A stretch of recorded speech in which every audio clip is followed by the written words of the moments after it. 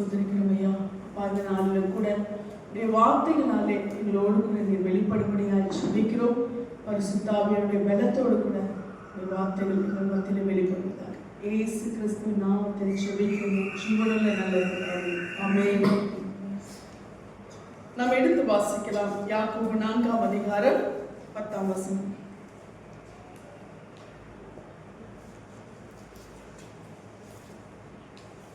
யாக்கோபு 4:10.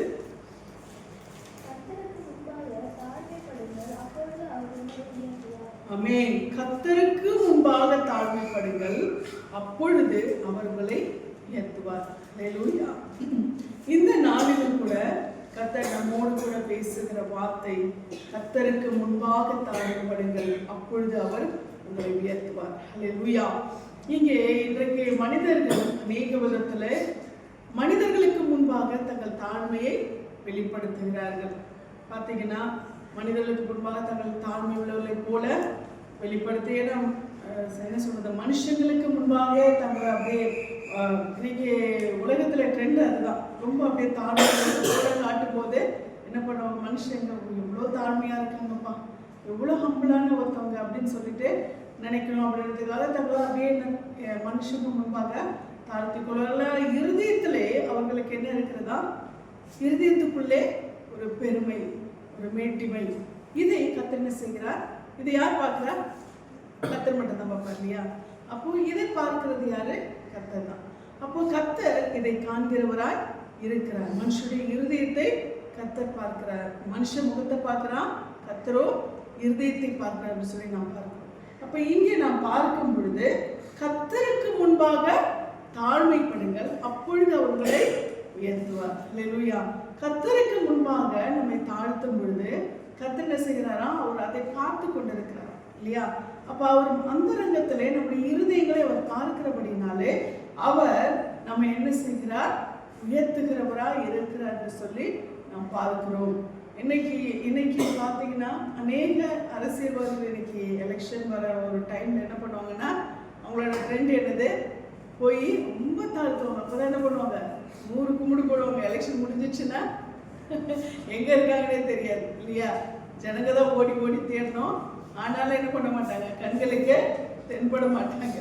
அப்படி ஆனால் அந்த டைம் வரும்போது பார்த்தீங்கன்னா ஒரு குழந்தைய பார்த்தா கூட என்ன பண்ணுவாங்க, விட்டா காலில் விழுந்துருவாங்க. அந்த மாதிரி அந்த அளவுக்கு என்ன பண்ணுவாங்க, அவ்வளோ அவ்வளோ அவ்வளோ இதுவாக போய் எல்லாமே தண்ணி அடிச்சு கொடுக்குறதும், துணி துவச்சி கொடுக்குறது எல்லாம் பார்க்குறோம் இல்லையா? டீ கடையில் டீ ஆற்றி கொடுக்குறது எவ்வளோத்துக்கு எவ்வளோ அவங்க அவங்க அவ்வளோ என்ன காரியம் நடக்கும் இல்லையா? மனுஷங்களுக்கு முன்பாக தங்களை தாழ்த்தி என்ன பண்றாங்க, தங்களுக்கு வேண்டியதை அவர் சாதித்து கொள்ளுகிறதற்கு. அது எல்லாருக்குமே தெரியுது, ஆர்டிஃபிஷியலா இல்லையா? மனுஷங்களுக்கு முன்பாக என்னதான் தாழ்த்தினாலும் அது ஒரு சுயநலத்துக்காக, ஒரு சுயத்துக்கான ஒரு காரியம் சொல்லி அது தெரியும். அப்போ இது மனுஷங்களுக்கு முன்பாக தங்களை தாழ்த்துகிறது, அவர்களுக்கு அது கர்த்தருடைய பார்வையில் எல்லாமே வெளிப்படையா இருக்கும். ஆனா கர்த்தருக்கு முன்பாக யார் தங்களை தாழ்த்துகிறார்களோ அவர்களை கர்த்தர் என்ன செய்கிறாரா? உயர்த்துகிறவராக இருக்கிறார். ஹல்லேலூயா. கர்த்தருக்கு முன்பாக தாழ்மைப்படும் பொழுது கர்த்தர் அவர்களை உயர்த்தி ஆசீர்வதிக்கிறவராக இருக்கிறார். நாம் யாக்கோபு 4ஆம் அதிகாரத்திலே 6ஆம் வசனத்திலே நாம் பார்க்கிறோம். யாக்கோபு 4:6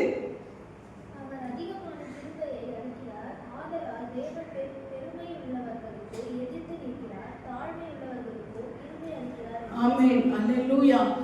அவர் அதிகமான கிருபை அளிக்கிறாரே, ஆதலால் தேவன் பெருமை உள்ளவர்களுக்கு எதிர்த்து நிற்கிறார், தாழ்மை உள்ளவர்களுக்கும் கிருபை அளிக்கிறார் என்று சொல்லி இருக்கிறது. ஹல்லேலூயா.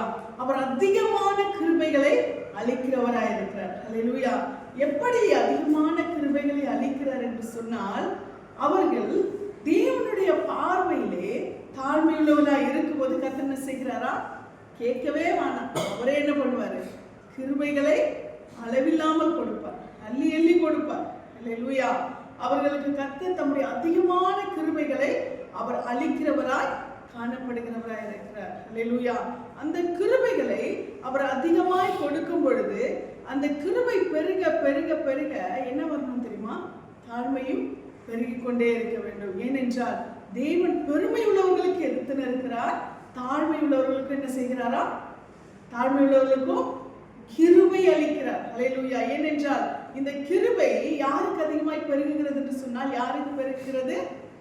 தாழ்மை உள்ளவர்களுக்கு. ஹல்லேலூயா. தாழ்மை உள்ளவர்களுக்கு இந்த கிருபை அதிகமாய் பெருகுகிறதாய் காணப்படுகிறது. ஆமென். இந்த கிருபையை நாம் அதிகமாய் பெற்றுக் கொள்கிறதற்கு யாருக்கெல்லாம் அதிகமாக கிருபை வேணுமோ அவங்களாம் என்ன பண்ணணும்? அதிகமாய் தங்களை கர்த்தருக்கு முன்பாக தாழ்த்துகிறவர்களாய் இருக்க வேண்டும். ஹல்லேலூயா. அப்போ கர்த்தருக்கு முன்பாக தாழ்த்தலாம், மனுஷங்களுக்கு முன்பாக நம்ம பெருமையா இருக்கலாமா அப்படின்னா கிடையாது. கர்த்தருக்கு முன்பாக யார் தாழ்மையா இருக்காங்களோ அவங்க கண்டிப்பா மனுஷங்களுக்கு முன்பாக என்னவா இருப்பாங்க? தங்களை தாழ்த்துவாங்க. கர்த்தருக்கு முன்பாகவே தாழ்த்துறாங்கன்னா மனுஷங்களுக்கு முன்பாக நிச்சயமா என்ன பண்ணுவாங்க? அவங்க தங்களை தாழ்த்துறவர்களாக தான் இருப்பாங்க. அப்போ கர்த்தருக்கு முன்பாக தாழ்மைப்படும் பொழுது கர்த்தர் என்ன செய்கிறாரா? அந்த கிருபைகளை கர்த்தர் என்ன செய்கிறார்? அதிகமாய் கர்த்தர் கொடுத்து ஆசீர்வதிக்கிறவராய் இருக்கிறார். ஹல்லேலூயா. அதிகமாய் கர்த்தர் கிருபைகளை அவர் பெருக பண்ணுகிறவராய் இருக்கிறார். அதனால தேவன் தாழ்மை உள்ளவர்களுக்கு கிருபை அளிக்கிறபடினாலே அந்த கிருபை அதிகமாய் பெருகுகிறது. ஹல்லேலூயா. கிருபை என்று சொல்லும் பொழுது அப்படி கிரேஸ். ஹல்லேலூயா. அவருடைய அந்த நன்மைகள், அவர் செய்கிற அந்த நன்மைகள் என்ன செய்கிறது? அதிகமாய் பெருகுகிறதாய் காணப்படுகிறது.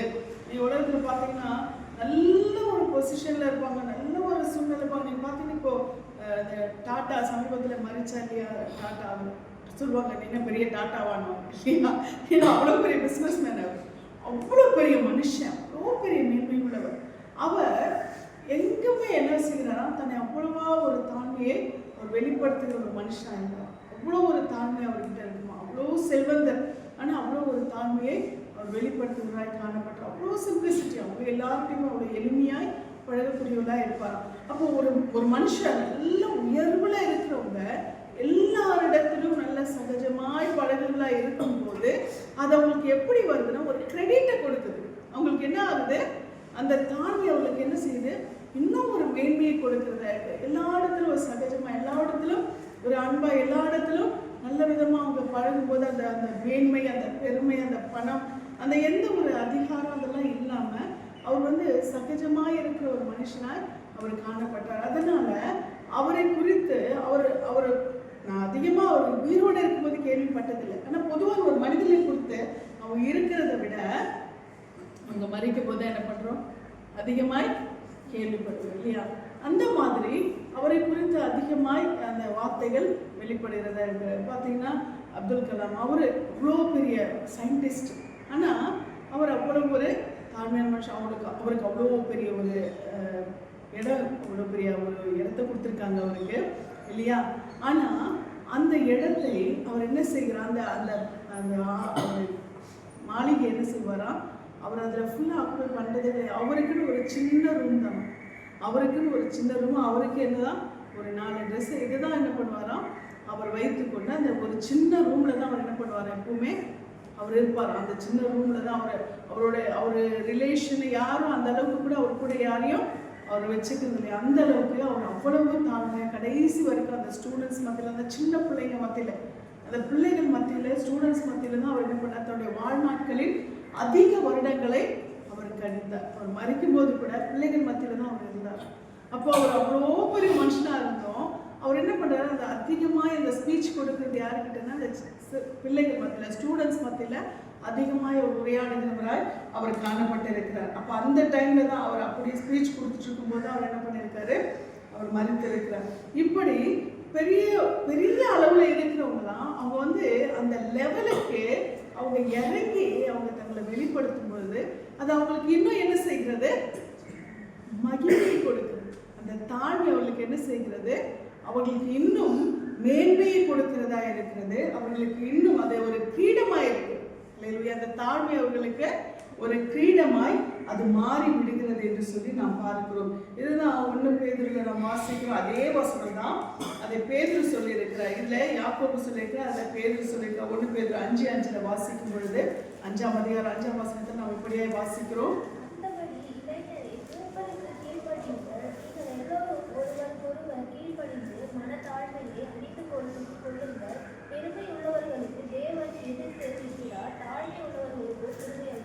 யாக்கோபு சொன்ன அதே வசனத்தை தான் அவர் சொல்றாரு. பெருமையுள்ளவர்களுக்கு தேவன் எதிர்த்து நிற்கிறார், தாழ்மையுள்ளவர்களுக்கும் கிருபை அளிக்கிறார். அந்தபடி இளைஞரே மூப்பருக்கு கீழ்ப்படியுங்கள், நீங்கள் எல்லாரும் ஒருவருக்கொருவர் கீழ்ப்படிந்து மனத்தாழ்மையை அணிந்து கொள்ளுங்கள். ஹல்லேலூயா. அந்தப்படி இளைஞரே மூப்பருக்கு கீழ்ப்படியுங்கள். மூப்பருக்குன்னா பெரியவங்களுக்கு என்ன பண்ணுங்க, கீழ்ப்படியுங்க. ஹல்லேலூயா. இன்றைக்கு ஜெனரேஷன்ல பார்த்தீங்கன்னா அவங்களுடைய நினைவுகள் என்னன்னா, எங்களுடைய இது என்னது, எங்களுடைய ஜெனரேஷன் வேற, உங்களுடைய ஜெனரேஷன் வேற, உங்களோட பழக்கம் வேற, எங்களுடைய பழக்கம் வேற, எங்களுடைய சூழ்நிலை வேற, உங்களுடைய சூழ்நிலை வேற. நீங்க சொல்றதையே நாங்க அப்படி என்ன பண்ண முடியாது, செய்ய முடியாது. அப்படி கிடையாது. காலங்கள் மாறினாலும் அந்த கீழ்ப்படிதலும் அந்த ஒழுக்கமும் எல்லாமே ஒண்ணு தானே இல்லையா? எல்லாம் அதெல்லாம் ஒண்ணுதான், அதெல்லாம் மாறாது இல்லையா? அப்போ அத இங்க சொல்லி இருக்கிறது, இளைஞர்களே நீங்கள் எல்லாரும் மூப்பர்களுக்கு என்ன பண்ணுங்க, கீழ்ப்படியுங்கள். நீங்கள் எல்லாரும் ஒருவருக்கொருவர் தாழ்மையை நீங்க என்ன பண்ணுமா, வெளிப்படுத்த வேண்டும் என்று சொல்லி இருக்கிறார். அந்தபடி இளைஞரை மூப்பருக்கு கீழ்ப்படியுங்கள். நீங்கள் எல்லாரும் ஒருவருக்கொருவர் கீழ்ப்படிந்து மனத்தாழ்மையை அணிந்து கொள்ளுங்கள். ஹல்லேலூயா. கீழ்ப்படிகிறதுனால நம்ம ஒன்றும் குறைஞ்சு போகிறது இல்லை இல்லையா? ஒரு காரியம், ஒரு பெரியவங்களுடைய எக்ஸ்பீரியன்ஸ் என்பது அவங்க அதெல்லாம் கடந்து வருகிறாங்க இல்லையா? வாழ்க்கையில அந்த சூழ்நிலைகள்லாம் கடந்து வருகிறார்கள், அதெல்லாம் பார்த்துருக்காங்க.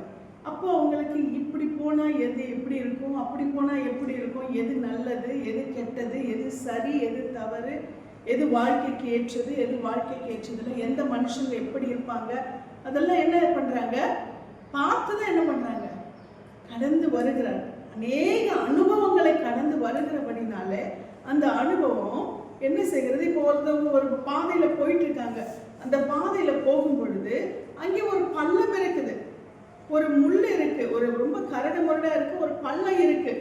அந்த பக்கம் போனா அந்த பள்ளத்துல நம்ம விழ வேண்டி இருக்கும். அப்போ என்ன பண்றாங்க, அந்த பள்ளத்தின் பக்கம் போனவங்க ஐயோ அங்க பள்ளம் இருக்குன்னு சொல்லி அவங்க என்ன பண்றாங்க, திரும்பி என்ன பண்றாங்க, வந்து அந்த வழியா போகிற இடத்துல அவங்க சொல்றாங்க அந்த பக்கம் பள்ளம் இருக்கு, போனா விழுந்துருவீங்க, போகாதீங்க அப்படின்னு சொன்னாங்க. இல்ல இல்ல நான் அப்படிதான் போவேன், பள்ளமா இருந்தா எனக்கு என்ன, நீங்க சொல்லி நான் என்ன செய்யணும், நான் பள்ளத்தை விழுந்து எழுந்து நான் பார்த்துக்கிறேன் அப்படின்னா விழு இல்லையா? அது என்னது, அந்த கீழ்ப்படியாமை அவர்களுக்கு என்னத்தை கொடுக்கிறது, ஒரு நஷ்டத்தை கொண்டு வரும் இல்லையா? என்ன அனுபவம் அதை சொல்லி கொடுக்கிறது. அதனால மூப்பருக்கு கீழ்ப்படியுங்கள், பெரியவர்களுக்கு கீழ்ப்படிங்கன்னு சொல்லி, பெரியவங்களுக்கு ஒரு கீழ்ப்படிப்பு. பெரியவங்களுக்கு ஏன் கீழ்ப்படியணும்னு சொன்னா அவங்க அந்த பாதையை கடந்துட்டாங்க, கடந்து வந்திருக்காங்க. ஒருவேளை அவங்க கூட விழுந்து எழுந்திருக்கலாம் இல்லையா, விழுந்து எழுந்து அடிபட்டிருக்கலாம். அடுத்த இளைய தலைமுறைக்கு அந்த பாதிப்பு வரக்கூடாதுன்னு கூட நினைக்கலாம், தவறில்லையே. அப்போ என்னது, அதுக்கு கீழ்ப்படுகிறது நமக்கு நல்லது இல்லையா? அப்போ நம்முடைய வாழ்க்கையில அந்த பாதைகளை அவங்க கடந்து வந்து நமக்கு அந்த ஆலோசனை சொல்லும் பொழுது நம்ம என்ன செய்யணும், மூப்பருக்கு கீழ்ப்படியுங்கள் என்று சொல்லி கர்த்தருடைய வார்த்தை சொல்லுகிறது. அப்போ ஒருவருக்கொருவர் கீழ்ப்படிந்து மனத்தாழ்மையை அணிந்து கொள்ளுங்கள். ஆமென். அப்போ எனக்கு தெரியும், என் படிப்பை விடவா உங்களோட எக்ஸ்பீரியன்ஸ், என்னுடைய நாலேஜை விடவா உங்களுடைய எக்ஸ்பீரியன்ஸ் அப்படின்னு சொல்லிட்டு நம்ம அதை சொல்லுவோம். எக்ஸ்பீரியன்ஸ் வேற, படிப்பு வேற இல்லையா? அது நமக்கு வாழ்க்கையை கற்றுக் கொடுக்காது. படிப்பு நமக்கு லைஃபை கற்றுக் கொடுக்காது, எக்ஸ்பீரியன்ஸ் தான் லைஃபை கற்றுக் கொடுக்கும். ஹல்லேலூயா. இன்னைக்கு பார்த்தீங்கன்னா என்னுடைய கிருபையினால நான் சொல்லுகிறேன், கர்த்தருடைய சமூகத்துல நான் உண்மையாய் நான் ஒரு பூஜ்யமா ஒரு வார்த்தையை நான் சொல்றேன். பாஸ்டர் பார்த்தீங்கன்னா அவர் வந்து பெரிய அளவில் படிக்கல, அவர் வந்து சிபிஎஸ்சி தான் படிச்சாரு. ஆனால் அவர் அந்த அந்த படித்த +2 முடிச்சு அவர் வந்து அந்த டிகிரி பண்றதுக்கு கூட முடிக்க கூட முடியல. அவரால் டிகிரி எடுத்தாரு, ஆனால் அவர் முடிக்கிறதுக்குள்ள அவர் வந்து குடும்ப சூழ்நிலை, அவர் படிக்கும் போது +2 முடிச்சதுமே அவர் என்ன பண்ணாரு, கரஸ்ல தான் டிகிரி அவர் பண்ணாரு. அதுக்குள்ள அவர் வந்து குடும்ப சூழ்நிலை +2லயே அவர் என்ன பண்ணார், கரஸ் பண்ணிட்டு அவர் வேலைக்கு போக ஆரம்பிச்சார். அந்த டிகிரி கூட அவர் முடிக்கிறதுக்குள்ள அவர் ஆண்டவர் கிருபையில அவருடைய குடும்பத்தினுடைய அந்த பாரம், குடும்பத்தினுடைய சுமையை சுமந்து கொண்டது, குடும்பத்தை அவர் தாங்கினது எல்லாத்தையும் ஆண்டவர் பார்த்து அவரை வெளிநாட்டுக்கு அவர் கொண்டு போனாரு. அங்கேயும் ஆண்டவர் அவரை உயர்த்தினாரு. ஆண்டவருடைய கிருபையில அந்த அவருக்கு அனுபவம் தான். ஹல்லேலூயா. எதுவுமே படிப்பு எல்லாமே என்ன பண்ணுவாங்க, கேட்டரிங் முடிச்சுட்டு எல்லாமே என்ன பண்ணுவாங்க, ஹோட்டல் மேனேஜ்மெண்ட் முடிச்சுட்டு எல்லாமே என்ன பண்ணுவாங்க, வருவாங்க. ஆனால் அவர் அந்த அந்த பக்கமே அதை என்ன பண்ணலை, போகல. ஆனால் எக்ஸ்பீரியன்ஸ் ஒரு வாட்டி சொல்லியிருக்காரு, ஒரு இன்டர்வியூ போயிருந்தப்ப லண்டன்லேயே எங்கேயோ ஆஸ்திரேலியாவை லண்டனத்தில் மாஸ்டர் டிகிரி முடித்தவர் இவர் கூட இன்டர்வியூக்கு வந்திருக்காராம். கையில் பார்த்தீங்கன்னா ஃபுல்லாக சர்டிஃபிகேட்ஸ், எல்லாமே படித்த சர்டிஃபிகேட்ஸ். இவர் பார்த்தீங்கன்னா ஒரு வேலை செஞ்ச அந்த எக்ஸ்பீரியன்ஸோ அந்த சிவி, அந்த அவரோட சிவியை தான் எடுத்துகிட்டு போயிருக்காரு. இதை எடுத்துகிட்டு போய் பார்த்தா 2-3 பேப்பர் தான் கையில் இருக்குது. அவர் பார்த்தீங்கன்னா ஃபைல் வச்சுட்டு வந்திருக்காரு. அப்போ இன்டர்வியூவில் உட்காந்துட்டு இருக்கும்போது ஆஹா முடிஞ்சு போச்சு, நம்ம கதை நமக்கு வேலை இல்லை அப்படின்னு சொல்லி நினச்சிட்டு போயிருக்காரு. அங்கே அவரும் இன்டர்வியூக்கு போயிட்டு வந்திருக்காரு. இவரும் அதுக்கப்புறம் கூப்பிடும்போது போய் சுற்றிலும் பார்த்தீங்கன்னா எல்லாமே யூரோப்பியன்ஸு, எல்லாமே அவரை வந்து கேட்கும்போது எல்லா இன்டர்வியூலையும் எல்லாமே எக்ஸ்பீரியன்ஸை தான் அவர் வெளிப்படுத்திருக்காரு. பார்த்தீங்கன்னா மாஸ்டர் டிகிரி அப்புறம் அது ஃபாரினில் வந்து மாஸ்டர் டிகிரி முடித்தவர் செலக்ட் ஆகல. இது உண்மை அனுபவம். அவர் செலக்ட் ஆகல, எக்ஸ்பீரியன்ஸ் செலக்ட் ஆகிடுச்சு. ஹல்லேலூயா. எக்ஸ்பீரியன்ஸு ஹெச்ஓடியாக செலக்ட் பண்ணிட்டாங்க. அப்போ ஆண்டோடைய கிருபை உண்மையாகவே அது ஃபர்ஸ்ட் ஆஃப் ஆல் ஆண்டோட கிருபை. அடுத்தது பார்த்தீங்கன்னா அந்த கடந்து வந்த அனுபவம். அப்போ அவங்க கிட்டலாம் போயிட்டு அந்த இன்டர்வியூவில் யூரோப்பியன்ஸ் கிட்ட பேசுகிற அளவுக்கு நான் பேசுகிறதுக்கு அந்த எக்ஸ்பீரியன்ஸை ஆண்டவர் அந்த அவங்ககிட்ட பேசி அநேக ஃபாரினர்ஸ்கிட்ட பேசி பழகி அவங்கக்கிட்ட பேசுகிறதுக்கான அந்த கிருபை எல்லாத்தையுமே அந்த அனுபவம் என்ன பண்ணுது, கொடுக்குது.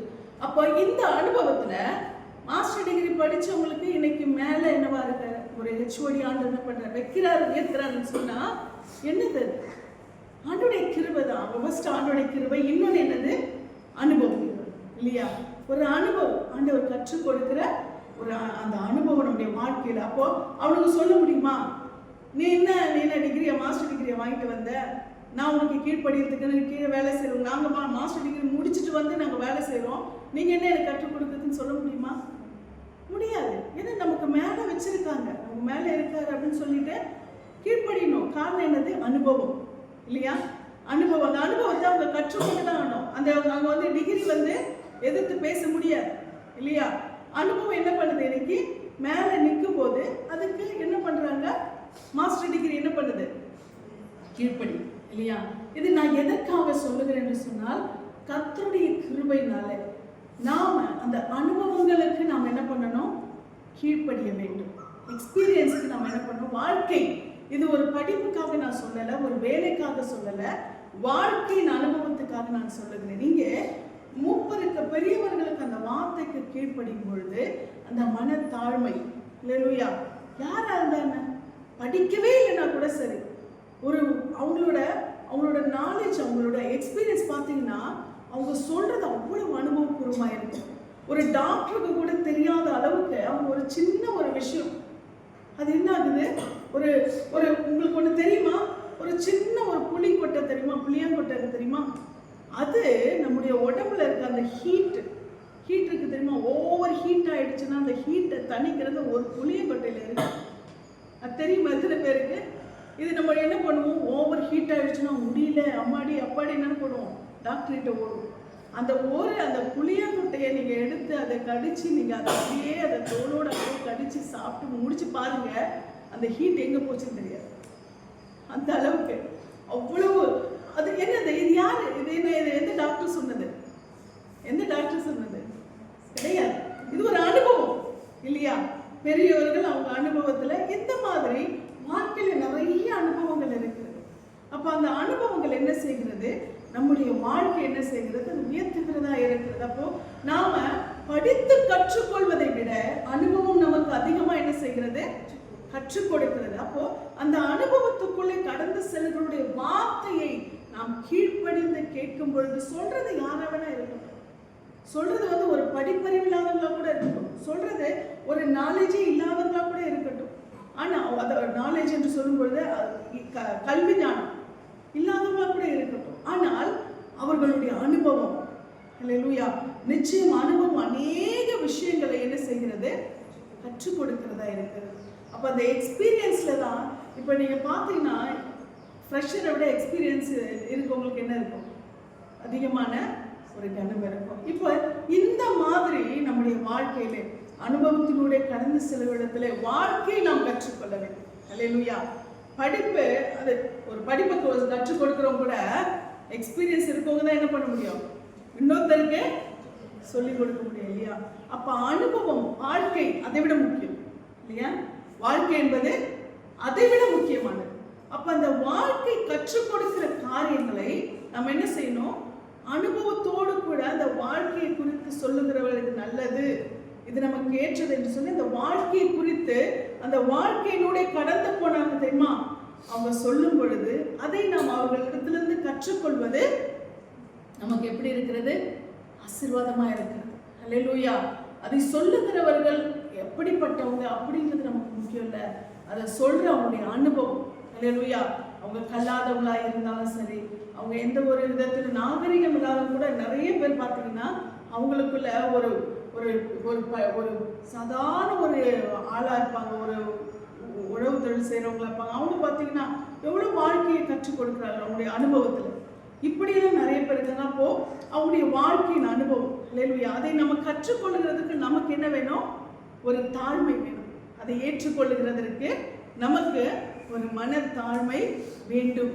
அந்த தாழ்மை இருக்கும் பொழுது நிச்சயமாய் அந்த உயர்வை கர்த்தர் என்ன செய்கிறாரா, கட்டளை எடுக்கிறவராக இருக்கிறார், கர்த்தர் கொடுக்கிறவராக இருக்கிறார். அந்தப்படி இளைஞரே மூப்பருக்கு கீழ்ப்படியுங்கள், நீங்கள் எல்லாரும் ஒருவருக்கு ஒருவர் கீழ்ப்படிந்து மனத்தாழ்மையை அணிந்து கொள்ளுங்கள். பெருமை உள்ளவர்களுக்கு தேவன் எதிர்த்து நிற்கிறார், தாழ்மை உள்ளவர்களுக்கோ கிருபை அளிக்கிறார். அல்லேலூயா. இப்ப நாம இந்த விஷயத்துல நம்ம எல்லா விதத்திலும் நாம் இப்படிப்பட்ட ஒரு சூழ்நிலையை கற்றுக்கொள்வதாய் நாம் கடந்து வரும் பொழுது கர்த்தர் நிச்சயமாய் நம்மை ஆசீர்வதிக்கிறவராய் அவர் காணப்படுகிறார். ஆமென். ஏனென்றால் நீதிமொழிகள் 18:12 சொல்லுகிறது, மேன்மைக்கு முன்னானது தாழ்மை என்று சொல்லி. அல்லேலூயா. மேன்மைக்கு முன்னானது தாழ்மை என்று சொல்லி கர்த்தருடைய வார்த்தை நமக்கு தெளிவாய் சொல்லுகிறபடினால் இந்த மேன்மைக்கு முன்னான தாழ்மையை நாம் பெற்றுக்கொள்வதாய் இருக்க வேண்டும். ஆமென். நாம் மேன்மை அடைய வேண்டுமா? நிச்சயமாய் நம்முடைய வாழ்க்கையில நாம் இப்படிப்பட்ட சூழ்நிலைகளை நாம் கடந்து வருகிறவர்களாய் நாம் காணப்பட வேண்டும். ஆமென். அப்படி இருக்கும்பொழுது கர்த்தர் நிச்சயமாய் நம்மை உயர்த்த அவர் வல்லவராய் இருக்கிறார். நீதிமொழிகள் 29ஆம் அதிகாரம் 23ஆம் வசனத்திலே நாம் வாசிக்கிறோம். நீதிமொழிகள் 29:23. மனுஷனுடைய அகத்தை அவனை தாழ்த்தி மனத்தாழ்மையுள்ளவனோ கனமடைவான். அல்லேலூயா. மனுஷனுடைய அகத்தை என்ன செய்கிறதா, அவனை தாழ்த்தும் என்று சொல்லியிருக்கிறது. அல்லேலூயா. மனுஷனுடைய அகந்தை அவனை தாழ்த்தும், மனத்தாழ்மை உள்ளவனோ கனமடைவான். ஆமென். மனத்தாழ்மை உள்ளவனோ கனமடைவான். அல்லேலூயா.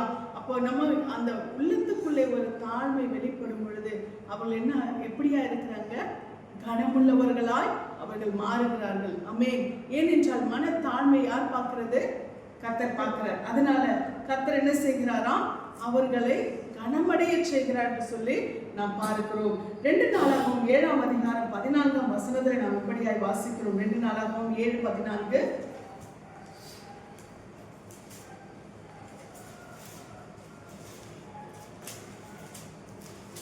2 நாளாகவும் 7ஆம் அதிகாரம் 14ஆம் வசனம். என் நாமம் தரிக்கப்பட்ட என் ஜனங்கள் தங்களை தாழ்த்தி ஜெபம் பண்ணி என் முகத்தை தேடி தங்கள் பொல்லாத வழிகளை விட்டு திரும்பினால் அப்பொழுது பரலோகத்தில் இருக்கிற நான் கெட்டு அவர்கள் பாவத்தை மன்னித்து அவர்கள் தேசத்திற்கு சேமத்தை கொடுப்பேன். என் நாமம் தரிக்கப்பட்ட என் ஜனங்கள் தங்களை தாழ்த்தி ஜெபம் பண்ணி. அல்லேலூயா. யாருக்கு சொல்றாரு, யாருக்கு சொல்றாரு, என் நாமம் தரிக்கப்பட்ட என் ஜனங்கள். அல்லேலூயா. அப்ப அவர் ஜனங்கள் யாரு, நாம தான் இல்லையா? அவர் வெளியில இருக்கவங்களுக்கு சொல்ல முடியாது இல்லையா, அவர் ஜனங்களுக்கு தான் சொல்ல முடியும். அப்ப என் நாமம் தரிக்கப்பட்ட அவர் நாமம், அவர் எப்படிப்பட்டவரா இருந்தாரு, தாழ்மை உள்ளவராய் இருந்தார். அப்ப என் நாமம் தரிக்கப்பட்ட என் ஜனங்கள் தங்களை தாழ்த்தி. ஆமென். அப்போ அந்த தாழ்த்தி ஆண்டவருடைய சமூகத்திலே ஒப்பு கொடுக்கும் பொழுது ஆண்டவர் என்ன செய்கிறாரா, அவர்களை தங்களை தாழ்த்தி ஜெபம் பண்ணி என் முகத்தை தேடி தங்கள் பொல்லாத வழிகளை விட்டு திரும்பினால். அல்லேலூயா. அப்போ தங்கள் பொல்லாத வழிகளை விட்டு திரும்பினால்னா அப்ப இது தவறு, இது சரியில்லை அப்படின்னு சொல்லும் பொழுது அந்த வழியை விட்டு என்ன செய்யணுமா, திருத்திக் கொள்ள வேண்டும். அப்ப அதை திருத்திக் கொள்ளாமல் நான் செய்கிறது சரிதான், நான் செய்கிறது சரிதான் என்று சொல்லி அந்த சூழ்நிலையை கடந்து போகும் பொழுது என்ன ஆகுது? அது அவர்களுக்கு நன்மையை கொடுக்காது இல்லையா? அதனாலதான் ஆண்டவர் சொல்றாரு, தங்கள் பொல்லாத வழிகளை விட்டு திரும்பி, அம்மே, தங்களுடைய கடினங்களை, இருதய கடினங்களை என்ன பண்ணணுமா? விட்டு திரும்பி என்ன செய்யணுமா? அவர்கள் தங்களை தாழ்த்தும் பொழுது, அப்போ ஒரு காரியம் அது பார்வையில, அது தன்னுடைய பார்வையில சரி என்று தோன்றுகிறதை விட அதை சரியா தவறா என்று சொல்லி அடுத்தவர்கள் எடுத்து சொல்லும் பொழுது அதை என்ன பண்ணணும்? நாம் அது நமக்கு ஓரளவுக்கு அது சரியா தவறா தெரியும். அப்ப நாம் அதை என்ன பண்ணணும்? அதை சரி பண்ணி கொள்ள வேண்டும். அப்போ இங்க பார்க்கும் பொழுது என் நாமம் தரிக்கப்பட்ட யாருக்கு சொல்ல முடியும்? யாருக்கு அட்வைஸ் பண்ண முடியும்? எல்லாருக்கும் சொல்ல முடியுமா? ரோட்ல போறவங்களுக்குலாம் சொல்ல முடியுமா? இல்லையா? யாருக்கு? தன் ஜனங்களுக்கு தான் சொல்ல முடியும். ஆண்டவர் தான் சொல்றாங்க, என் நாமம் தரிக்கப்பட்ட என் ஜனங்க. இப்போ வேற ஏதாவது பிள்ளைங்க இருக்குன்னா வேற பிள்ளைங்களை பார்த்து நீ இப்படி எல்லாம் பண்ணாத, இப்படி எல்லாம் செய்யாத, இப்படி எல்லாம் போடாத சொல்ல முடியுமா? உனக்கு என்ன வந்துச்சு? எங்க அப்பா அம்மாவை கேட்கல, கேட்பாங்களா இல்லையா? உங்களுக்கு என்ன வந்துச்சு? எங்க அப்பா அம்மாவை கேட்கல, உங்களுக்கு என்ன வந்துச்சு? ஏன்னா அவங்க நம்ம பிள்ளை இல்லை, நம்ம சொன்ன கேட்பாங்களா? ஆனா நம்முடைய பிள்ளைகளை பார்த்து நம்ம இந்த வார்த்தைய நம்ம சொல்ல முடியும் இல்லையா? இதை செய்யாத, இதை பண்ணாத, இப்படி போகாத, நம்ம இதெல்லாம் என்ன பண்ண முடியும்? நம்ம பிள்ளைகள் நம்ம கிட்ட சொல்லுவோம், என் பிள்ளை, என் ரத்தம், என் உரிமை, அவங்கெல்லாம் பண்றாங்கல்ல, இவங்கெல்லாம் பண்றாங்கல்ல, அவங்கெல்லாம் பண்ணிக்கிட்டோம், அது சரியில்லை, அவங்களுக்கு சொல்ல ஆள் இல்லை. ஆனா என் பிள்ளைங்களுக்கு நாங்க சொல்றோம் இல்லையா? எங்க சபைகளுக்கு நாங்க சொல்றோம், அவர் பிள்ளைகளுக்கு அவர் சொல்றாரு இல்லையா? ஆண்டவர் அவர் பிள்ளைகளுக்கு தானே சொல்ல முடியும். அதனாலதான் சொல்றாரு, தன் பிள்ளைகளுக்கு தான் தன் பெற்றோர் உரிமையா சொல்ல முடியும். தன் பிள்ளைகளுக்கு எது சரி எது தவறு பெற்றவங்களுக்கு தெரியும் இல்லையா? அதனால அவங்க சொல்றாங்க. அதே போலதான் வெளியில இருக்கிற மற்றவங்களுக்கு சொல்ல முடியும். அதே போலதான் ஆண்டவரும் தன் ஜனங்களுக்கு தான் ஆண்டவர் சொல்ல முடியும். இந்த வேதத்தை புறஜாதிகளுக்கு எழுதி கொடுத்திருக்காரு. ஆண்டவர் வசனம் சொல்றேன், வேதத்தை உங்களுக்கு நான் எழுதி கொடுத்தேன், அதை நீங்க என்ன பண்றீங்க? அந்நிய காரியமா எண்ணுகிறீர்கள். யாருக்கு எழுதி கொடுத்திருக்க? என் பிள்ளைகளுக்கு தானே எழுதி கொடுத்திருக்க, நீங்க யாருக்கும் நினைச்சிட்டு இருக்கீங்களேன்றார். அல்லேலூயா. நான் எழுதி கொடுத்தது என் பிள்ளைங்களுக்கு, என் ஜனங்களுக்கு. ஆனா நீங்க என்ன பண்றீங்க? இதுக்குள்ள இருக்கிறத சொன்னா இது எனக்கு இல்ல, யாருக்கும்ன்றீங்களே, இது என்னையே குற்றப்படுத்துறாங்க, ஏன் சொல்றீங்க அப்படின்றார் ஆண்டவர். உங்களுக்கு தானே நான் எழுதி கொடுத்திருக்கேன்றார். என் வேதத்தை உங்களுக்கு நான் எழுதி கொடுத்தேன், நீங்களும் அதை அந்நிய காரியமா எண்ணுகிறீர்கள். அதுல இருந்து சொன்னா எடுத்துக்க மாட்டீங்க. உங்களுக்கு தான் நான் கொடுத்திருக்கேன். வேதம் என்பது புறஜாதிக்கு அல்ல, ரட்சிக்கப்பட்டவர்களுக்கு இல்லையா? இதனுடைய மகத்துவம் வெளியில இருக்கவங்களுக்கு தெரியாது, ரட்சிக்கப்பட்டு உள்ள வந்து இதை வாசிச்சாதான் தெரியும் இல்லையா? வெளியில இருக்கவங்களுக்கு இதை வாசிக்கணும்னு தோணுமா? இது ஏதோ கிறிஸ்தவங்க எடுத்துட்டு போற ஒரு புக்குப்பா, பைபிள்னு சொல்லுவாங்க. அதான் நமக்கு இது என்னது? ஏசப்பா வார்த்தை, மகத்துவம். அல்லேலூயா. இது ஏசப்பா நமக்கு இல்லையா? இது நமக்கு அவரோட வார்த்தையா இருக்கிறார். அப்ப இது நமக்கு பொக்கிஷமா இருக்கு. அப்ப யாருக்கு இதை கொடுத்திருக்காரு? வெளில இருக்கவங்களுக்கா? இது அருமை தெரிஞ்சவங்களுக்கு தானே கொடுக்க முடியும். அப்ப என்னுடைய வேதத்தை உங்களுக்கு எழுதி கொடுத்த நீங்களும் அதை அந்நிய காரியமா எடுக்கிறப்போ இதுல இருந்து தானே வார்த்தைகள் வருகிறதப்போ யார் இதை எடுத்துக்கணும்? யார் எடுத்துக்கணும்? அம்மா, என் ஜனங்க தான் அதை எடுத்துக்க முடியும். என் ஜனங்களுக்கு தான் அதை கொடுத்திருக்கேன். அப்ப அதுல இருக்க ஒவ்வொரு வார்த்தைகளும் அது கடிந்து கொள்ளுதலா இருந்தாலும், அது அன்பா இருந்தாலும், அது தேற்றுகிறதா இருந்தாலும், எதுவா இருந்தாலும் என்ன பண்ணணும்? நாம் அதை அக்செப்ட் பண்ணிக்கணும். அல்லேலூயா. அதை நாம் ஏற்றுக்கொள்ள வேண்டும். அப்ப நம்ம அதன்படி நாம் ஏற்றுக்கொள்ளும் பொழுது நிச்சயமாய் கர்த்தர் நம்மை ஆசீர்வதிக்கிறவர். அதனால்தான் சொல்றாரு, என் நாமம் தரிக்கப்பட்ட என் ஜனங்கள் தங்களை தாழ்த்தி ஜெபம் பண்ணி என் முகத்தை தேடி தங்கள் பொல்லாத வழிகளை விட்டு திரும்பினால் அப்பொழுது பரலோகத்தில் இருக்கிற நான் கேட்டு அவர்கள் பாவத்தை மன்னித்து அவர்கள் தேசத்துக்கு சேமத்தை கட்டளையிட வேண்டும். தேசம் யாரால் ஆசீர்வதிக்கப்படுமா? நம்மளால் ஆசீர்வதிக்கப்படுமா? அல்லேலூயா. நாம் கர்த்தருக்கு முன்பாக நம்மை தாழ்த்தி அவரிடத்துல ஒப்பு கொடுக்கும் பொழுது நம் நிமித்தமா, ஏன்னா நாமளே எங்க இருக்கிறோம்? தேசத்துல இருக்கும் இல்லையா? அப்போ ஒரு கொள்ளை நோய் வந்தா அதுல யாரும் பாதிக்கப்படுவா? நம்ம தொடாது, ஆனா அதனால் உண்டாகிற பாதிப்பு நமக்கு வருதா? ஊரெல்லாம் கொள்ளை நோய், நம்ம வெளியில போக முடியுமா? வேலைக்கு போக முடியுமா? சம்பாதிக்க முடியுமா? ஒண்ணும் முடியாது இல்லையா? அப்போ வெளியில பாதிப்பு நமக்கு வராது, கொள்ளை நோய் நம்மை தொடாது, ஆனால் அதனால் உண்டாகிற சிம்டம் நமக்கு என்ன வருது? பாதிப்பு வருகிறது இல்லையா? இல்ல ஒரு புயல் வருகிறது, இதனால உண்டாகிற பாதிப்பு, பஞ்சம் வருகிறது, இதனால உண்டாகிற பாதிப்பு, இதெல்லாம் வருகிறது. அப்போ இதனால் உண்டாகிற பாதிப்பு நமக்கு வராம இருக்கிறதுக்கு நாம கர்த்தருடைய சமூகத்தை நம்மை தாழ்த்தி நாம ஜெபிக்கும் பொழுது நம் நிமித்தமாய் கர்த்தர் என்ன செய்கிறார்? தேசத்தை ஆசீர்வதிக்கிறார். இன்னைக்கு நம் நிமித்தமாய் நம்முடைய தேசம் எத்தனையோ அழிவிலிருந்து காக்கப்பட்டு கொண்டிருக்கிறார். எங்கெங்கோ சுனாமி வருது, எங்கெங்கோ நிலநடுக்கம் வருது. ஆனால் நம்முடைய தேசத்தை, நம்முடைய தமிழ்நாட்டு ஆண்டவர் எத்தனையோ சூழ்நிலைகளை பாதுகாக்கிறார். நம்முடைய சென்னையை பாதுகாக்கிறார், நம்முடைய மாவட்டத்தை பாதுகாக்கிறார், நம்முடைய திருவள்ளூரை பாதுகாக்கிறார். வந்து அப்படியே சைடில் அப்படியே போயிடுது, வருது வலுவிழந்து போதுன்றாங்க புயல் வந்தா இல்லையா? ஆண்டவர் எவ்வளவா எங்கெங்கயோ வெள்ளம் நிற்குது, இங்கே நமக்கு அந்த பாதிப்பை ஆண்டவர் கொடுக்கறது இல்லை. ஏன்னா ஜெபிக்கிறவள், அவளுக்கு கீழ்ப்படிகளுடைய பிள்ளைகள். அப்ப நம்மை தாழ்த்தும் பொழுது நம்மை தேவனுடைய சமூகத்தில் போகும், நம்முடைய தேசத்தை சேமத்தை, நம்முடைய தேசத்திலே சேமத்தை கட்டளையிடுறாங்க. ஜெபிங்க ஆண்டவரே. அதே போல தேசத்திலே கர்த்தருக்கு பயந்த ஒரு தெய்வ பிள்ளை ஆளும் பொழுது தேசம் ஆசீர்வதிக்கப்படும். ஹல்லேலூயா. ஜெபிப்போம். ஆண்டவர் உங்களுக்கு பயந்த ஒரு தெய்வ பிள்ளை வரணும் ஆண்டவரே, நம்முடைய தேசம் ஆசீர்வதிக்கப்படும். ஹல்லேலூயா. கோன் உயர குடி உயரும் என்று சொல்லப்பட்டிருக்க. ராஜா நல்லபடியா இருந்தா, ராஜாவுடைய இருதயம் எந்த இருதயமா இருந்தா அந்த தேசமே என்ன பண்ணும்? ஆசீர்வதிக்கப்படும். ராஜாவுக்கு அந்த அந்த தாழ்மை, ஜனங்களை குறித்த அந்த கரசனை இது நிச்சயமா இருக்கணும். அப்போ தேசத்தை ஆளுகிறவர்களுக்காக நம்ம என்ன பண்ணணும்? ஜெபிக்கணும். அப்ப நம் நிமித்தமாய் தேசம் என்ன செய்கிறது? ஆசீர்வதிக்கப்படுகிறது. அப்போ நாம் தேவனுக்கு முன்பாக தாழ்மைப்பட வேண்டும். இந்த ராஜா என்று சொல்லும் பொழுது, தேசத்தை ஆளுகிறவர்கள் என்று சொல்லும் பொழுது எனக்கு ஒரு கதை ஞாபகம் வருது. அதாவது ஒரு ராஜா, அந்த ராஜாவை பார்க்கறதுக்கு அவருடைய குரு வருகிறார். அந்த குரு வரும் பொழுது இந்த ராஜா என்ன செய்யறன்னு சொன்னா, தன்னுடைய குரு தன் அரண்மனையை தேடி வந்ததும் எல்லா அமைச்சர்கள்லாம் இருக்காங்க. அப்போ இந்த இடத்துல ராஜா, அந்த குரு வரும் பொழுது ராஜா என்ன செய்கிறாருன்னு சொன்னா, போயிட்டு அந்த குருவோட காலில் விழுறார். குருவோட காலில் விழுந்து அவரை பணிந்து கொள்கிறார். குருவோட காலில் விழுந்து பணிந்து கொண்டதும், இவர் காலில் விழுந்து பணிந்து, இவருடைய தலை என்ன பண்ணுது? குருவோட காலில் படுது, காலில் பட்டுருது. இப்போ இதை யார் பார்த்துட்டு இருக்கா? பக்கத்தில் இருக்க மற்ற அமைச்சர்லாம் பார்த்துருக்காங்க. இல்லை பிரதான மந்திரி இருப்பார் இல்லையா, அவர் கூடவே நிற்பார்.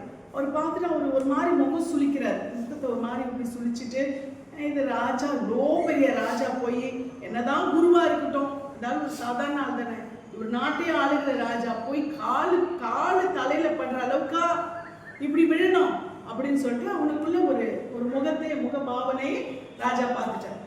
அப்புறம் சரின்னு சொல்லிட்டு குரு இடத்துல நல்ல விதமாக கவனிச்சு குருவை அனுப்பிட்டு அப்புறம் மந்திரிகிட்ட கேட்குறாரு, என்னப்பா ஏன் முகம் மாறி இருந்தது?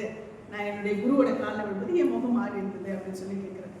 ராஜா, தப்பா எடுத்துக்காதீங்க ராஜா, நான் சொல்றதுக்கு என்ன மன்னிக்கணும்.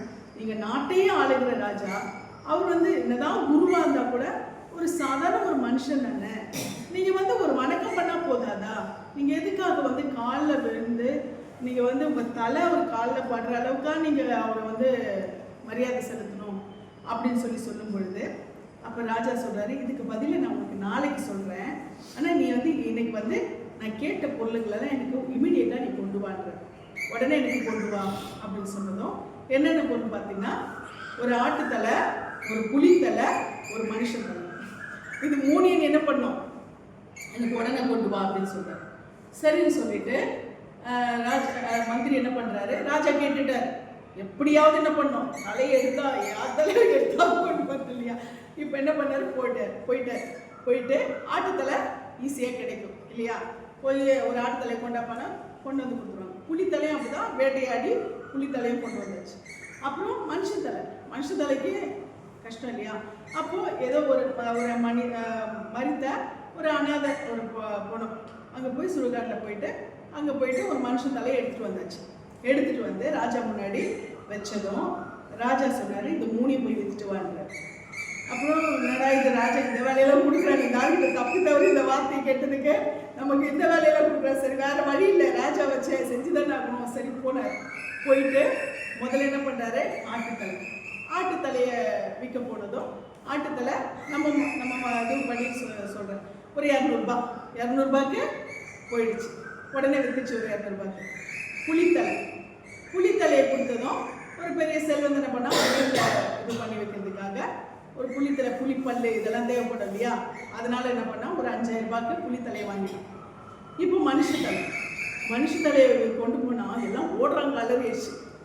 யாருமா ஐயோ ஐயோ இதை யார் வாங்குவா, இதை யார் வாங்குவா, இது ஒரு அப்படின்னு சொல்லிட்டு என்ன பண்றாங்க, நாத்தடிக்கு இதை வச்சா அப்படின்னு சொல்லிட்டு என்ன பண்றாங்க, இதை வச்செல்லாம் யூஸ் பண்ண முடியாது, என்ன பண்ண முடியும், பார்த்தா பயப்படுறாங்க, எல்லாம் அலறிச்சுட்டு என்ன பண்றாங்க, மனுஷ தலையை பார்த்துட்டு ஓடுறாங்க. ஒருத்தனை வாங்க ரெடியா இல்லை.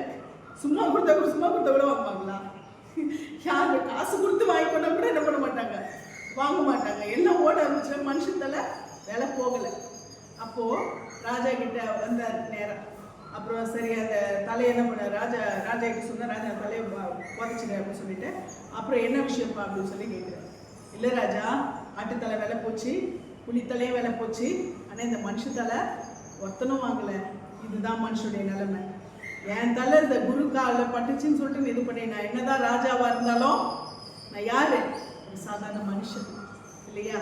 என் தலைக்கு கூட என்ன கிடையாது, வேல்யூ கிடையாது. அப்படி நான் எதை வச்சு பெருமை பாராட்டுறது? இந்த பதவி இருக்கிறதுனாலயா? இதை உடம்பு விட்டு இந்த தலை போச்சுன்னா ஒண்ணுமே கிடையாது. அதனால நான் எதை மேன்மைப்படுத்த முடியும்? இந்த அனுபவம் அவர் எனக்கு கற்றுக் கொடுத்தது. இன்னைக்கு நான் ராஜாவா அரசாங்கன்னு சொன்னா அவரிடத்திலிருந்து நான் கற்றுக்கொண்ட அனுபவத்தினால நான் இன்றைக்கு ராஜாவா இருக்கிறேன். அவர் எனக்கு கற்றுக் கொடுத்த ஞானம், அவருடைய அனுபவத்தினால நான் இன்னைக்கு ராஜாவா இருக்கிறேன். அதனால அவருடைய காலில் நான் விழுந்து என்னை தாழ்த்துறது எனக்கு ஒன்றும் பெரிய விஷயம் இல்லை. ஆனால் என்னுடைய தனிப்பட்ட ஒரு இதுவாக நான் பார்த்தேன்னா, நான் யாருமே விலை போகாது, மனுஷங்கன்றது விலை போகாதாங்க. அந்த மனுஷ தலைக்கு வேல்யூவே கிடையாது. இதுதான் மனுஷ வாழ்க்கை. அப்போ நம்ம எதை வச்சுக்கிட்டு நம்மை மேன்மைப்படுத்த முடியும் என்று சொல்லி அந்த ராஜா சொல்லுகிறார். அல்லேலூயா.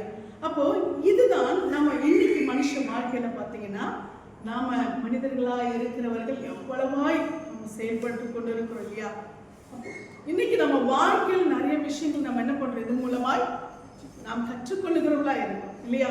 நம்முடைய வாழ்க்கையிலே நமக்கு அனுபவங்கள் நமக்கு கற்றுக் கொடுக்கிறதா இருக்கிறது. அன்னைக்கு வாலிப பிராயத்திலே கொஞ்சம் துடுக்கா மிடுக்கா இருந்த சில பிள்ளைகள் சில சூழ்நிலைகள்ல வளர வளர வளர என்ன ஆகுது, அந்த அனுபவங்கள் என்ன செய்கிறது, நம்முடைய வாழ்க்கையில ஒரு பக்குவத்தை கற்றுக் கொடுக்கிறது இல்லையா?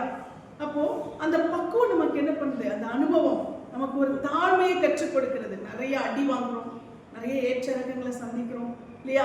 இதெல்லாம் பார்க்கும்போது என்ன ஆகுது, நமக்கு அந்த அனுபவம் நமக்கு தாழ்மையை கற்றுக் கொடுக்கிறதா இருக்கிறது. அப்ப நம்முடைய வாழ்க்கையில நாம் தாழ்மை என்ற ஒரு காரியம் நமக்கு மிகுந்த ஒரு உயர்வை அது நிச்சயமா என்ன பண்ணும், அது கொடுக்கும். தேவன் சில வேலைகள்ல நம்மை தாழ்த்தும் பொழுது நம்ம என்ன பண்ணணும், ஆண்டவருக்கு நன்றி சொல்லணும். சில தாழ்மையின் அனுபவத்தினுடைய நம்மை நடத்தும் பொழுது நம்ம என்ன பண்ணணும், அதுக்கு கர்த்தருக்கு நன்றி செலுத்தணும். ஆண்டவரை நீங்க எனக்கு ஏதோ கற்றுக் கொடுக்குறீங்கப்பா, அல்லேலூயா.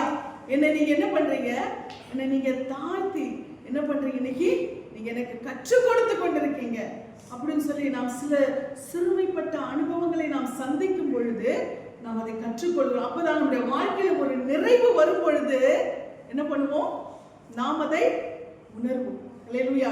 நான் இதெல்லாம் கடந்து தானே வந்தேன். அப்ப மற்றவருடைய வலி நமக்கு தெரியும், மற்றவருடைய வேதனை நமக்கு தெரியும், மற்றவருடைய பாரம் நமக்கு தெரியும்.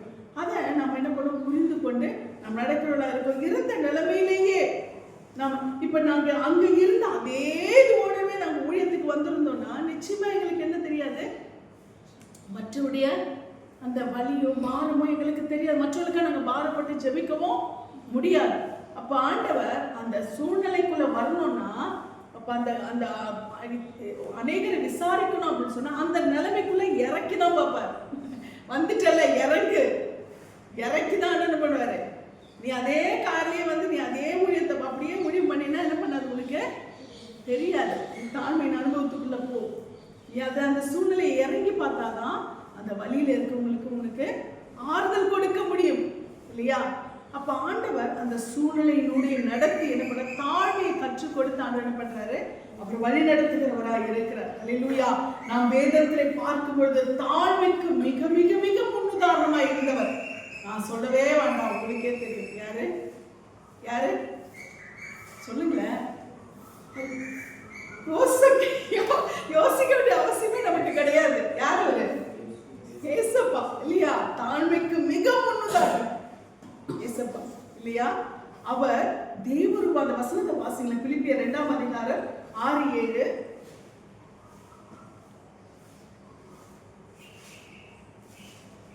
பிலிப்பியர் 2:6-7 வசனம்.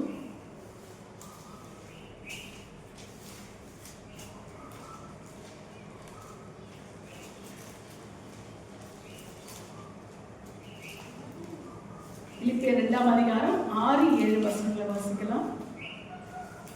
அவர் தேவனுடைய ரூபமாயிருந்தும் தேவனுக்கு சமமாயிருப்பதை கொலையாடின பொருளாதார தம்மை தாமே வெறுமையாக்கி அடிமையின் ரூபம் எடுத்து மனுஷர் சாயலானார். ஆமென். அவர் தேவனுடைய ரூபமாய் இருந்தும் தேவனுக்கு சமமாயிருப்பதை கொள்ளையாடின பொருளாக எண்ணாமல் தம்மை தாமே வெறுமையாக்கி அடிமையின் ரூபம் எடுத்து மனுஷர் சாயலானார். ஹல்லேலூயா. அவர் தேவனுடைய ரூபம், அதரிசனமான தேவனுடைய தற்சுரூபம். அது நம்ம பார்க்கல இல்லையா? தேவனை ஒருவனும் ஒரு காலம் கண்டதில்லை என்று சொல்லி வேதம் சொல்லுகிறது. அப்போ தேவனை ஒருத்தரும் ஒரு நாள் என்ன பண்ணதில்லை, பார்த்ததில்லை. ஆனால் இயேசுவா சொன்ன என்னை கண்டவன் பிதாவை காண்கிறான், என்னை தரிசிக்கிறவன் பிதாவை தரிசிக்கிறான். அந்த காலத்துல இயேசுவா வாழ்ந்த காலத்துல இருந்தவங்க பாக்கியம் பெற்றவங்க. ஹல்லேலூயா. தேவனை இயேசுவா ரூபத்துல பார்த்திருக்காங்க இல்லையா? ஆண்டவர் சொன்னாரு, என்ன பார்த்தீங்களா? அதான் பிதா. அப்ப அதரிசனமான தேவனுடைய தற்சுரூபம் அவர். அப்படியே பிதாதான் இயேசு கிறிஸ்து. அப்படியா இருக்கக்கூடியவர். அது என்ன பண்ணலையா? அவரு தேவ ரூபமா இருந்தோம் அதை அவர் என்ன செய்யல, கொள்ளையாடின பொருளாக எண்ணவில்லை. அதை தனக்கு சாதகமா இவர் என்ன பண்ணல, எண்ணாமல் அவர் என்ன செய்கிறாராம், தம்மை தாமே வெறுமையாக்கி அடிமையின் ரூபம் எடுத்து மனுஷர் சாயலானார். அவர் அதே தேவன் ரூபத்திலேயே என்ன பண்ணல, பூமிக்கு வரல. அல்லேலூயா. அந்த மகிமையோட கூட அந்த பரலோகத்தின் பிரகாசத்தோடு கூட அவர் வந்திருந்தார்னா எல்லாருமே ரட்சிக்கப்பட்டு இருப்பாங்கல்ல. கரெக்ட் தானே? அவர் பரலோகத்துல அவ்வளவு பிரகாசமான தேவன், மகிமையான தேவன், ஒருவரும் காணக்கூடாத பேரொளியா இருக்கிறார். அந்த பிரகாசத்தோட அந்த மகிமையோட கூடவே அவ்வளவு தூதர்கள் இருக்கிறாங்க. அவ்வளவு பேரோடு கூட இன்னைக்கு பாத்தீங்கன்னா ஒரு சின்ன சாதாரண ஒரு ஏரியாவுக்கு ஒரு தலைவராக இருந்தால் கூட என்ன பண்றாங்க, ஒரு 5 பேர் 10 பேர் கூட சூழல் என்ன பண்றாங்க வராங்க. ஒரு 10 பேர் கூட வந்தா ஒரு கெத்து இல்லையா? அப்போ அவ்வளோ பெரிய தேவன் அவர் பரலோகத்திலிருந்து வராருன்னு சொன்னா அவர் என்ன பண்ணலாம், ஒரு தூதர் கூட்டத்தையே கூட்டிட்டு வந்து நான் தான் தேவன் பரலோகத்திலிருந்து உங்க ரட்சிக்க வந்திருக்கேன்னா என்ன பண்ணிருக்கோம், உலகமே ஒட்டுமொத்தமா ஒரே செகண்ட்ல ரட்சிக்கப்பட்டிருக்குமா இல்லையா? அந்த ஒரே செகண்ட்ல உலகமே ரட்சிக்கப்பட்டிருக்கு. ஆனால் ஆண்டவர் அந்த மகிமையோடு வருகிறதை விரும்பவில்லை. வருவார், ஒரு நாள் வரும். எப்போ? அந்த வருகையில. அல்லேலூயா. நம்மை அழைச்சிட்டு போகும்போது அந்த மகிமையோடு கூட வருவார். ஏன்னா அவர் எல்லாத்தையும் செஞ்சு முடிச்சிட்டாரு. அதற்கான ரெப்ரசன்டேட்டிவ்ஸை நம்மள வச்சுட்டார். அதனால நாம ரட்சித்திருப்போம் இல்லையா? அநேகரை நம் மூலமாய் ஆண்டவர் ரட்சித்திருப்பார். அப்ப அந்த டைம்ல மகிமை பொருந்தினவராக வருவார். ஆனால் அவருடைய முதல் வருகையில் ஆண்டவர் எப்படி வந்தாரு, தேவ ரூபமாய் இருந்தும் அந்த மகிமையோடு கூட வரல. அதை கொள்ளையாடின பொருளாக எண்ணாமல் அவர் எப்படி வந்தாரா, அவர் தம்மை தாமே வெறுமையாக்கி அவர் என்ன பண்றாரா, மனுஷ ரூபமாய் தம்மை தாமே வெறுமையாக்கி அடிமை ரூபம் எடுத்து மனுஷ சாயலானா.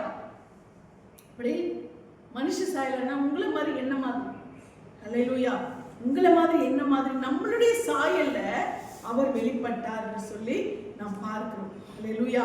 அப்போ அவர் யூதர் குலத்துல பிறந்ததுனால அந்த யூதர்களை போல அவர் என்ன செய்திருக்கிறார், அவர் காணப்பட்டிருக்கிறார். இப்போ இங்க பார்க்கும் பொழுது அந்த மனுஷ ரூபம் எடுத்து அவர் என்ன எப்படி வந்தாரு, மனுஷ சாயலால் தன்னை வெளிப்படுத்தினார் சொல்லி நாம் பார்க்கிறோம். இப்படிப்பட்ட ஒரு மகிமை நிறைந்த தேவன் நமக்காக என்ன செய்கிறார், தம்மை எப்படி தாழ்த்துகிறார், மனுஷ சாயலாய் தன்னை தாழ்த்தி அடிமை ரூபம் எடுத்து மனுஷன் சொன்னா அந்த மனுஷங்க கூட எப்படி வருவாங்கன்னு சொன்னா, சரி ஒரு தேவன் வந்து மனுஷனா வராரு, அவர் அட்லீஸ்ட் என்ன பண்ணிருக்கலாம், ஒரு பெரிய இடத்துலயாவது வந்து பிறந்திருக்கலாம் இல்லையா? மனுஷனை தான் பிறக்கிறாரு. ஆனா மனுஷனா பிறக்கிறவர் என்ன பண்ணிருக்கலாம், ஒரு பெரிய இடத்துல ஒரு ராஜா வீட்டுல கூட பிறந்திருக்கலாம். ஆனா அப்படிதான் தேடி போறாங்க அவர் எப்படி தேடி போறாங்க, ராஜா வீட்டுல தான் போய் தேடி போறாங்க, அரண்மனையில தான் தேடி போறாங்க சாஸ்திரிங்க. ஆனா பார்த்தா அங்க அவரு இல்ல. எங்க இருக்கிறாரு, அடிமையின் ரூபம் எடுத்து தன்னைத்தானே வெறுமையாக்கி எங்க இருக்கிறாரு, மாட்டுக்கொட்டையில இருக்கிறார். அல்லேலூயா. ஆனா மாட்டுக்கொட்டையில பிறக்கிற அளவுக்கு ஒரு பரம ஏழையும் கிடையாது. யோசிப்பு வந்து பரம ஏழையும் கிடையாது. அவர் ஒரு கார்பெண்டர் வந்து ஒரு சாதாரண ஒரு சின்ன ஒரு கார்பெண்டர் கிடையாது. பெரிய பெரிய ராஜாக்களுக்கு அவர் வந்து இந்த வீட்டில் அந்த ஃபர்னிச்சர்ஸ் அந்த மாதிரி வந்து அரண்மனைக்கு வேண்டிய காரியங்கள் இதெல்லாம் செஞ்சு கொடுக்கிறவர். அப்போ நல்ல ஒரு வசதியான, ஓரளவுக்கு என்ன வசதியாக தான் இருந்து போயிட்டா, ராஜ குடும்பம் அந்த அளவுக்குலாம் ரொம்ப டவுனாக இருக்க மாட்டாங்க. தாவீதின் வம்சம், தாவீது ராஜா அந்த வம்சத்தில் வந்தவர். அப்போ பரம ஏழையெல்லாம் இருக்க மாட்டாங்க இல்லையா. அவர் வந்து ராஜா இல்லையே தவிர ஆனால் வசதியான ஒரு குடும்பமாக தான் இருந்திருக்கான். ஆனால் ஏசப்பா தன்னை அப்படியே என்ன பண்றாரா, அந்த சூழ்நிலைக்கு கொண்டு வருகிறார். குடிமதிப்பு எழுதப்பட வேண்டும், அதுக்கு என்ன பண்ணணும், இடத்த விட்டு இடம் போகணும், அங்க அவருக்கு இடம் கிடைக்கணும். ஒருவேளை அவர் அந்த ஒரு சொந்த ஊர்லயே பிறந்திருந்தாருன்னா என்ன பண்ணிருப்பாரு, அவர் நிச்சயமா ஒரு நல்ல இடத்துல அவர் வீட்டுக்குள்ளேயே கூட ஒரு நல்ல ஒரு தொட்டில்ல அவங்க அப்பா கார்பெண்டர் தான், நல்ல ஒரு தொட்டில் தானே பிள்ளைக்கு செஞ்சிருப்பார், சந்தனத்திலே கூட தொட்டில் செஞ்சிருப்பார் இல்லையா. ஆனா அவர் என்ன பண்ணல, அங்க பிறக்கல.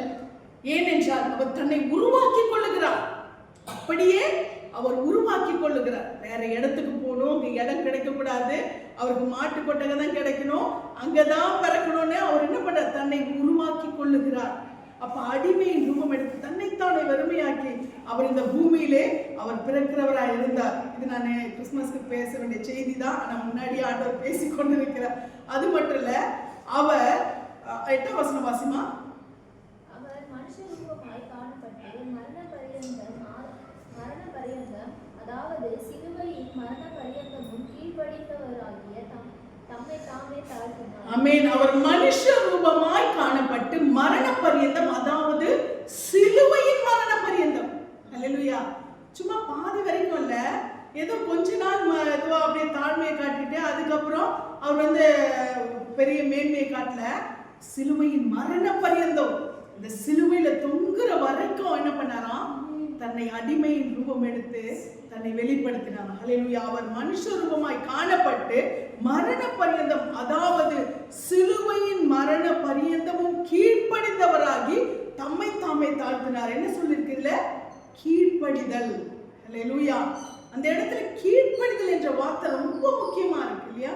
அந்த கீழ்ப்படுகிற அந்த சுபாவம் ஏசப்பா நமக்கு கற்றுக் கொடுத்திருக்கிறார். அந்த கீழ்ப்படுதல் உள்ளவராய் அவர் என்ன செய்கிறாரா, சிலுவையின் மரண பரியந்தம் தன்னை தாழ்த்தினார். பிதாவுக்கு கீழ்ப்படிந்தார். செத்து போனா செத்துப்போ, சிலுவையில சாகணும், சாகுற, உன்னை வந்து அடிப்பாங்க, ஒப்பு கொடுக்கிற, எல்லாவற்றுக்கும் என்ன பண்றாரு, அவர் தன்னை ஒப்பு கொடுத்து சிலுவையின் மரண பரியந்தம் என்ன செய்கிறாரா, தன்னை தாழ்த்தினார். அவர் தன்னை தாழ்த்தினதினாலே இன்றைக்கு உலகமெல்லாம் உயர்த்தப்பட்டிருக்கிறார். ஹல்லேலூயா. நம்மையும் அவரை அண்டிக் கொண்டிருக்கிற பிள்ளைகளாகிய நம்மையும் என்ன செய்கிறார், அவர் மேன்மைப்படுத்துகிறவராக இருக்கிறார். அவரை அண்டிக் கொண்டிருக்கிற நமக்கும் இயேசு கிறிஸ்து இந்த மேன்மையை கொடுக்கிறார். கடைசி இந்த வசனத்தை வாசித்து முடிக்கலாம். நீதிமொழிகள் 22ஆம் அதிகாரம் 4ஆம் வசனம்.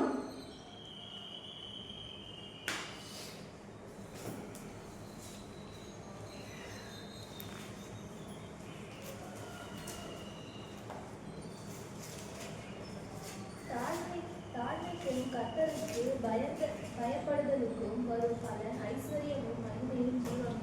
ஆமென். ஹல்லேலூயா. தாழ்மைக்கும் கர்த்தருக்கு பயப்படுதலுக்கும் வரும் பலன் ஐஸ்வர்யமும் மகிமையும் ஜீவனுமா. ஹல்லேலூயா. தாழ்மைக்கு என்ன ரிசல்ட்டா சொல்லுமா, ஐஸ்வர்யம், மகிமை, ஜீவன். யாருக்கெல்லாம் இது பிடிக்காது? இது மூணு யாருக்கு எனக்கு பிடிக்காது? இதெல்லாம் சொல்றவங்க சொல்லுங்க. பிடிக்காதானே? ஐஸ்வர்யம் பிடிக்காதா? மகிமை பிடிக்காதா? ஜீவன் தீர்காயுசு பிடிக்காதா? அல்லேலூயா. அப்ப ஆண்டவர் அந்த தாழ்மைக்கு ஆண்டவர் என்ன கொடுக்கிறாரா, கிரெடிட் கொடுக்கிறாரா? ஐஸ்வர்யம், மகிமை, ஜீவன். அல்லேலூயா. தாழ்மைக்கும் கர்த்தருக்கு பயப்படுதலுக்கும். அல்லேலூயா. அப்ப அந்த தாழ்மை, கர்த்தருக்கு பயப்படுதல் சொல்லும்போது கீழ்ப்படிதல், அந்த ஒரு நல்ல வழியிலே, கர்த்தருக்கு பிரியமான வழியிலே, கர்த்தருக்கு உகந்த வழியிலே, பாவம் இல்லாத வழியிலே, பரிசுத்தமான வழியிலே, ஒழுக்கமான வழியிலே, இதுதான் என்னது, கர்த்தருக்கு பயப்படுதல். அப்போ இங்கே தாழ்மைக்கும் கர்த்தருக்கு பயப்படுதலுக்கும் வரும் பலன் என்னது, ஐஸ்வர்யமும் மகிமையும் ஜீவனுமா. அல்லேலூயா. இந்த மூன்றும் நமக்கு வேண்டுமானால் இன்றைக்கு நம்ம ஒப்பு கொடுப்போமா? ஏசப்பா, இந்த வேளையில கர்த்தாவே, உங்க வார்த்தைக்கு நான் கீழ்ப்படுகிறேன், உங்க வேதத்துக்கு நான் கீழ்ப்படுகிறேன், உங்களுக்கு பயப்படுகிற பயத்துக்கு நான் கீழ்ப்படுகிறேன். கர்த்தருடைய சமூகத்தில் வெளிப்படுகிற வார்த்தைகளுக்கும் அனுபவம் கற்றுக் கொடுக்கிற வார்த்தைகளுக்கும் நான் கீழ்ப்படுகிறேன். எனக்கு அந்த தாழ்மையை நீங்க கற்றுக் கொடுங்க. ஹல்லேலூயா. எனக்கு இந்த தாழ்மையை நீங்க கொடுங்க ஆண்டவரே. எனக்கு இந்த தாழ்மையை கொடுத்து நீங்க கொடுக்கிற உயர்விலே நான் வாழுகிறதற்கு எனக்கு நீங்க உதவி செய்யுங்க என்று சொல்லி நாம் இந்த வேளையில கர்த்தருடைய சமூகத்திலே ஒப்புக் கொடுப்போம். கர்த்தருக்கு முன்பாக தாழ்மைப்படுங்கள், அப்பொழுது அவர்களை உயர்த்துவார். இதற்கு கிடைக்கிற ரிசல்ட் என்னது?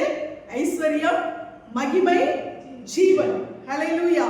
கர்த்தர் நம்மை மேன்மையாய் வைப்பார், ஐஸ்வர்யத்தினால் நிரப்புவார், ஜீவனை கொடுப்பார்.